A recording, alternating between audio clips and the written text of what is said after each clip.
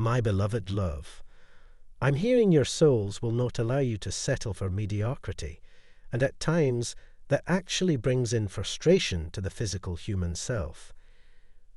Because the human self, that is very much in tune with the ego, wants to have that sense of stability, security, wants to know how things are going to play out moving into the future. Whereas your souls here are really asking you to embrace the unknown by not tying yourself into anything or any connection that feels like settling in any sense. But to allow yourself to remain detached, embracing the unknown, and therefore free and fluid to continue rising to this higher vibrational timeline that you are being called towards. Yeah, I'm hearing that at times, your higher selves here will actually keep you in a space that feels stuck to your physical human selves, because you are meant to be connecting with a higher timeline. And you aren't meant to be making choices or decisions from that lower vibrational timeline vantage point.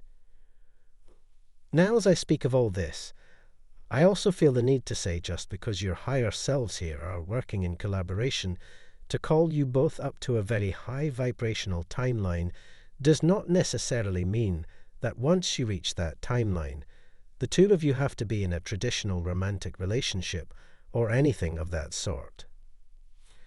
I feel that for many of you, it may appear that way or look that way if that is part of your soul intentions, but not necessarily for others of you.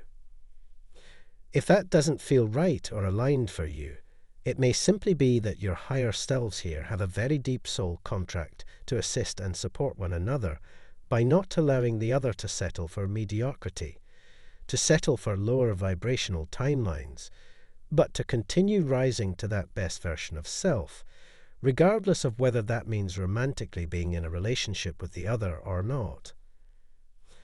That person's higher self, their higher consciousness, will still, at times, seem to be blocking you from settling. That's just the message I keep getting over and over again.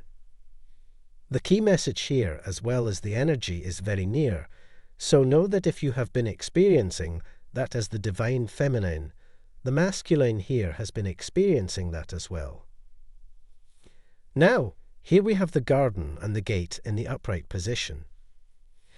So I feel that there are going to be messages here regarding you, divine feminine, setting boundaries, or protecting yourself energetically in some sense.